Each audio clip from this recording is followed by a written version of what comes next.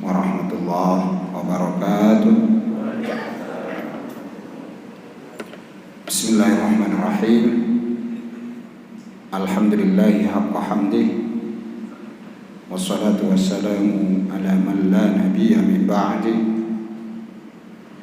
habibina wa nabiyina Muhammad wa ala alihi wa ashabihi wa atba'ihi alladzina yujahiduna li'i'la'i kalimati min yaumihim dzaka wa yaumina hadza ila yaumi jazai. Rabbi shrah li sadri wa yassir li amri wahlul 'uqdatam min lisani yafqahu qawli. Amma ba'd. Bapak-bapak, ibu-ibu, majelis salat Isya dan tarawih yang saya muliakan, kesempatan di bulan Ramadan ini ketika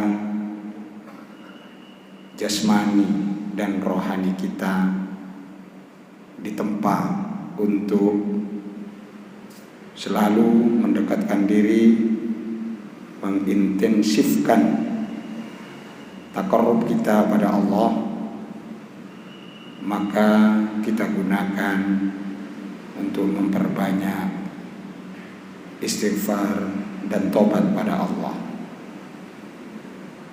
Karena dengan istighfar, dengan tobat pada Allah akan membuat hati kita menjadi transparan, hati kita menjadi terang, hati kita siap untuk menerima cahaya Allah, nurullah. Jadi hati ini kalau kita bersihkan tiap hari, dibersihkan dengan apa? Kalau tradisionalnya adalah dibersihkan dengan sholat. Tapi sholat saja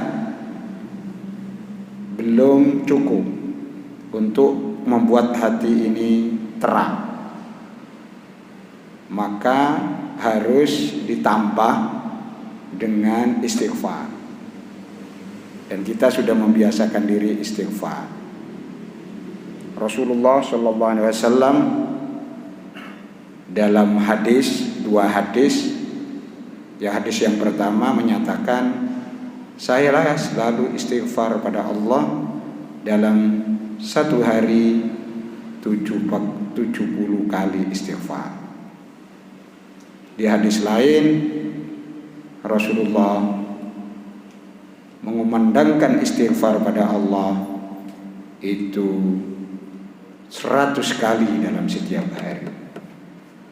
Itu contoh dari Rasulullah yang memang harus kita mengacu ke sana. Kemudian apakah Rasulullah punya salah? Tidak. Tapi yang namanya gangguan pada hati itu terjadi pada siapa saja. Maka Rasulullah selalu istighfar karena hati selalu dihinggapi oleh kotoran. Kalau kita, kotoran itu begitu banyak. Kalau Nabi terpelihara, tetapi Nabi pun masih istighfar. Nah, maka kita harus lebih istighfar mestinya. Nah, kalau orang istighfar di bulan Ramadan ini kita gunakan sebagai waktu yang tepat, karena di sini rohani kita begitu kuat, jasmani kita latih, maka di bulan Ramadan ini adalah hal yang sangat tepat untuk kita melakukan istighfar. Kita lihat doa yang dicontohkan oleh Rasulullah, Allahumma innaka afuun tuhibbul afwa fa'fu anni. Ketika Siti Aisyah tanya, doa di bulan Ramadan itu apa? Katakan Aisyah, Allahumma innaka afuun tuhibbul afwa fa'fu anni. Ya Allah, kau maha pengampun dan kau suka untuk mengampuni, maka ampunilah diriku. Itu kan bagian dari istighfar, bagian dari minta maaf pada Allah. Itu dilakukan di bulan Ramadan. Di dalam Al-Quran juga disebutkan wal mustaghfirina bil ashar. Orang yang dalam waktu sahur minta ampun pada Allah, minta istighfar pada Allah.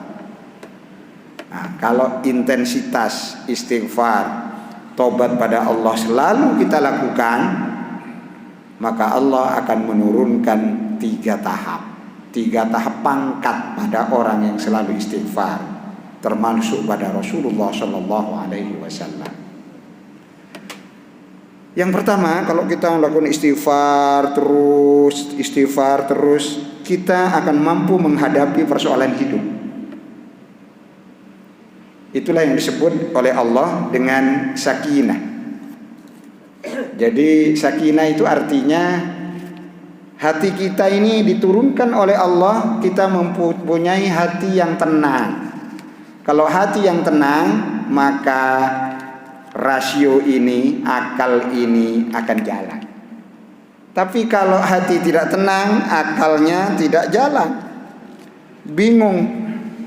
Nah, apa yang pernah dilakukan, pernah dialami oleh Rasulullah. Rasulullah pernah mengalami ketika perang Hunain. Itu wa yauma Hunainin id a'jabatkum kasratukum falam tughni ankum syai'a. Pada perang Hunain kamu banyak, besar. Jumlahnya besar. Tokoh-tokohnya banyak, tapi waktu itu kamu besar tak ada gunanya. Waktu perang Hunain saya tidak bicara ini. Nah, itu panjang ceritanya, tapi akhirnya setelah strategi Rasul diturunkan sakinah oleh Allah, maka Rasul maju dan akhirnya para sahabat maju. Allah nurunkan apa yang disebut dengan sakinah. Itu yang disebut dalam surat At-Taubah. Tsumma anzalallahu sakinatahu ala rasulihi wa 'alal mu'minin. Kemudian Allah menurunkan rasa tenangnya kepada Rasulnya dan pada orang mukmin. Akhirnya dengan ketenangan maka rasionya muncul, akhirnya perang bisa diatasi dan kemenangan ada di tangan Rasulullah. Karena intensitas apa yang disebut dengan sakinah. Yang kedua, sakinah pernah diberikan pada Rasulullah ketika Rasulullah mau masuk Mekah. Dan di situ orang-orang Mekah akan melakukan perlawanan. Tapi Rasulullah dengan ketenangannya, dengan strateginya, akhirnya Allah menurunkan sakinah pada Rasulullah. Walladzi anzala sakinatahu fi qulubil mu'minin liyazdadu imanan ma'a imanihim. Jadi dialah Allah yang menurunkan sakinah di hati orang mukmin agar mereka beriman bersama, berkuat dengan sama-sama orang yang beriman.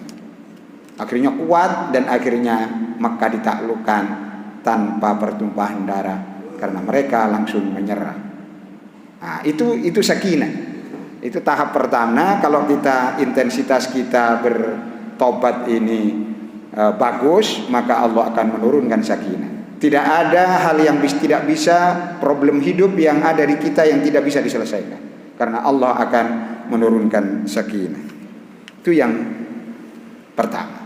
Yang kedua, kalau terus intensitas hati ini menjadi terang, maka hati ini mampu untuk menerima hikmah, menurunkan hikmah Allah.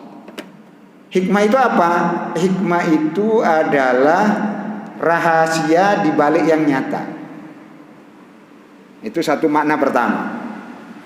Yang kedua, hikmah itu adalah ilmu yang bermanfaat. Mampu menerima ilmu. Kemudian yang ketiga, kalau bahasa Indonesianya disebut bijak. Jadi orang itu jadi bijak. Kemudian yang ketiga ada juga yang mengartikan bijak. Makanya orang bijak berkata. Itu biasanya. Jadi filosof kalau bahasa yang kerennya. Nah, hikmah ini akan diberikan kepada Siapa saja yang dikehendaki Allah. Kalau intensitas istighfar dan tobatnya itu terus menerus. Lah, itulah yang disebutkan di dalam surat Al-Baqarah di 269. Yu'til hikmata man yasha. Wa may yu'tal hikmata faqad utiya khairan katsira. Allah itu akan memberikan hikmah kepada siapa saja yang ia kehendaki. Barang siapa yang diberi hikmah, maka dia akan mendapatkan kebaikan yang banyak. Jadi dia mampu menerima nurullah, mampu menerima cahaya Allah. Kalau dia ilmu agama, dia langsung masuk ke hatinya, maka dia akan sikap hidupnya selalu bijak, enak pada dirinya dan membuat enak pada orang lain. Itu hikmah.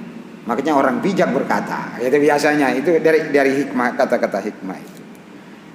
Kalau ini sudah bagus, ini sudah dapat yang kedua, ini sudah luar biasa. Tapi ada yang tertinggi dari situ. Yang tertinggi apa? Itu mahabbah.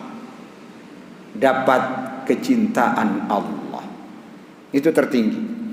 Mahabbatullah. Kalau orang sudah bertobat, istighfar, maka orang ini akan mendapatkan mahabbatullah, mendapatkan kecintaan Allah. Itulah yang disebut di dalam surat Al-Baqarah 222. Duanya 3 kali. 222. Innallaha yuhibbut tawwabina wa yuhibbul mutatahhirin.